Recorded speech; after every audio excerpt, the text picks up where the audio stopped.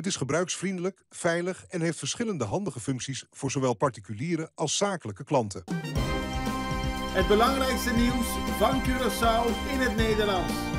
Extra Journaal. Vers van de pers. Welkom bij Extra Journaal. Fijn dat u weer kijkt. We hebben het belangrijkste nieuws voor u op een rij gezet. En we beginnen met het bericht dat de chauffeur is opgepakt na een dodelijke aanrijding. Dinsdag iets na middernacht is een man om het leven gekomen, een 37-jarige man. Hij wilde de straat oversteken, de Krakkersbaiweg, ter hoogte van de Bronsweg. Toen werd hij aangereden door een auto. Hij overleed bijna ter plekke. De ambulance kon verder weinig voor hem doen. Maar de chauffeur was doorgereden. De politie heeft bekendgemaakt dat later op de dag, dus gisteren, de chauffeur uiteindelijk kon worden aangehouden. Er is ook een video over verschenen van die aanhouding. De auto waarmee het ongeluk is veroorzaakt was ook nog gewoon in de garage van de man. En de politie bedankt de bevolking voor het geven van tips om deze zaak zo snel mogelijk op te lossen. Treurig is natuurlijk het overlijden van Gabriel de Jezus Magdalena. Hij was de man die de straat iets na middernacht probeerde over te steken toen hij werd geraakt. Rechter noemt Delano Geerman niets ontzien. Het heeft allemaal te maken met het hoge beroep tegen de mensen die zijn veroordeeld voor de moord op Peter R. de Vries. En een daarvan is de Arubaan Delano Geerman. De rechter had eerder een klemmend beroep gedaan op de 26-jarige man, omdat hij tot nu toe vooral heeft gezwegen. Hierdoor doemt een gitzwart beeld van u op. Hij noemde hem niets ontziend. En het beeld was ontstaan dat hij blij was dat hij de moord had gepleegd en dat het slachtoffer was overleden. Het is een gitzwart beeld, zo zegt de rechter, en dat zal weinig veranderen aan de straf die in eerste aanleg is opgelegd. Hij kreeg toen 28 jaar gevangenisstraf. Vanochtend heeft zijn advocaat gezegd dat de moordverdachte niet kan en durft te praten over de moord. Hij is bang dat als hij nu iets zegt, dat hij dan zelf ook slachtoffer wordt. Later wordt duidelijk of er in het hoger beroep andere straffen worden opgelegd dan de hoge straffen die in eerste aanleg zijn opgelegd. En later is morgen donderdag dus. Bonaireanen bezwijken onder klimaatverandering. Het is vandaag de tweede dag in een klimaatzaak tegen de staat, aangespannen door Greenpeace. En men komt op voor de rechten van Bonaireanen, omdat volgens de milieuorganisatie het beschermingsniveau voor de inwoners van Bonaire nog steeds veel lager is dan het beschermingsniveau voor de inwoners van Europees Nederland. De milieuorganisatie eist dat de overheid tijdig, adequaat en structureel maatregelen neemt om de bijna 27.000 Bonaireanen beter te beschermen. Het is een zaak die al eerder is aangekondigd, maar nu daadwerkelijk wordt gevoerd omdat Greenpeace vindt en 8 bewoners van Bonaire namens de hele bevolking dat er te weinig wordt gedaan. Partijen willen Trona dispensatie geven. Het gaat om de partijen MAN-PIN, PAR en PIN. Die vinden dat de voorzitter van de Staten, Virginio Braunbil, dispensatie moet verlenen aan de geheimhoudingsplicht van ontvanger Alfonso Trona. Op die manier kan hij deelnemen aan een openbare vergadering met het parlement. Er is een vergadering gepland, maar Trona als hoofd van de ontvanger mag niet zomaar over interne zaken praten. Als een dispensatie wordt gegeven, kan er wel meer duidelijkheid komen. En het gaat allemaal over een hoog opgelopen ruzie tussen minister van Financiën Javier Silvania en Alfonso Trona. De taal die is gebruikt, de beledigingen die zijn geuit en de beschuldigingen die zijn gemaakt zijn verontrustend en zorgwekkend, zo zegt de oppositie. Dan is er een waarschuwing van het Medisch Tuchtcollege gegeven aan dokter Berry. En dat Medisch Tuchtcollege heeft gesproken in een zaak waarbij een patiënt de dokter heeft aangeklaagd. Het gaat om een behandeling van endeldarmkanker waar volgens de patiënt heel veel mis is gegaan. Er is een reeks aan klachten ingediend. Het Medisch Tuchtcollege gaat niet met alle klachten mee, maar laat wel weten dat ze een waarschuwing opleggen aan dokter Berry. En het college geeft er blijk van dat hij kritisch naar zijn eigen handelen heeft gekeken. Dat vinden ze te prijzen van de dokter en geven tegelijkertijd dat hij zelf momenteel kan met lichamelijke en psychische klachten in verband met een schorsing als gevolg van een eerdere tuchtklacht. Het verlies van zijn baan en alle media-aandacht daaromheen. De patiënt heeft inmiddels laten weten dat ze de waarschuwing niet zwaar genoeg vindt. Tweede nationale dialoog gehouden. Dat vond gisteravond plaats en dat ging over de verhoging van de AOV. Er werd een presentatie gegeven door experts van de SVB en ook door een actuaris. Ze gingen in op de details, cijfers en rendementen van de AOV. De discussie heeft als doel gezamenlijk te komen tot een eerlijke AOV, zodat iedereen op waardige wijze kan leven wanneer zij de gepensioengerechtigde leeftijd bereiken, dat zegt de overheid. Het is dus de tweede nationale dialoog. Er zullen nog meer vormen om op die manier een zo goed mogelijk beeld over de hele situatie te geven. En de belangrijkste thema's die gisteren naar voren kwamen zijn de vergrijzing, de lage lonen en het klein aantal mensen dat actief bijdraagt aan het fonds. SER benadrukt belang van regulering AI.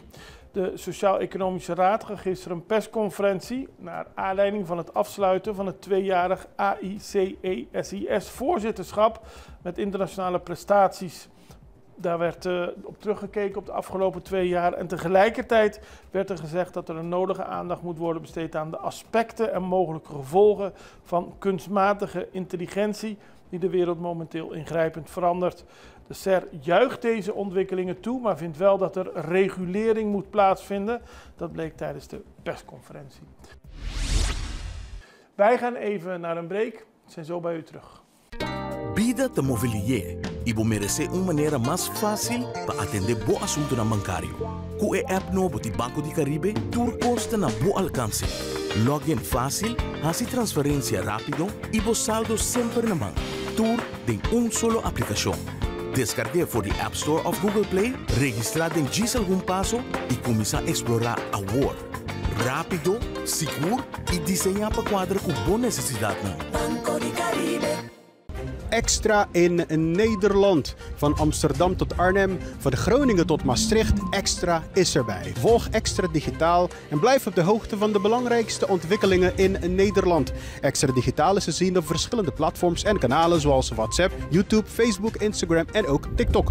Wilt u ons op de hoogte brengen van een evenement of iets doorgeven? Neem contact op via WhatsApp, e-mail, Facebook of bel gewoon 06 1364 2945. Volg of abonneer je op Extra Digitaal. Klik aan en volg ons.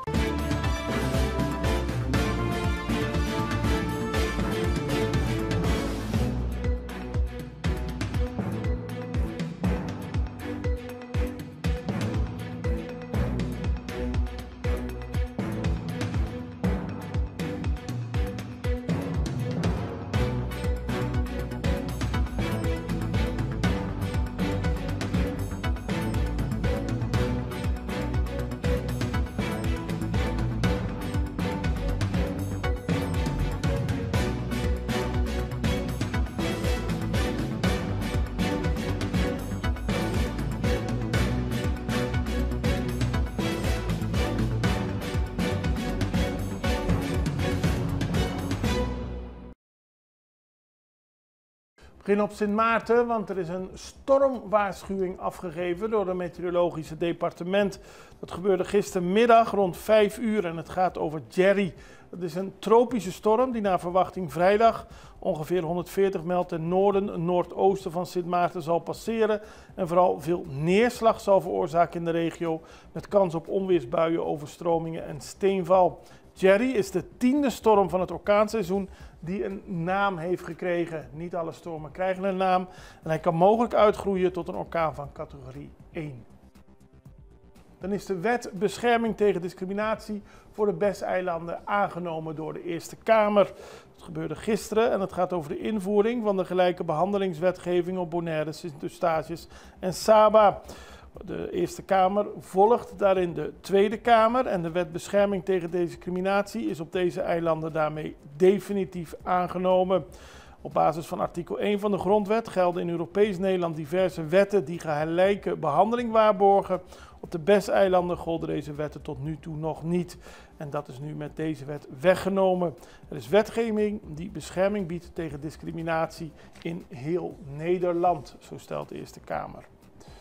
Van Marum gaat naar de BES-eilanden, Curaçao en Sint Maarten en dat gebeurt volgende week. Hij brengt een bezoek van 13 tot en met 18 oktober. Hij landt zondag de 12e op Sint Maarten en heeft daar een gesprek met de minister-president.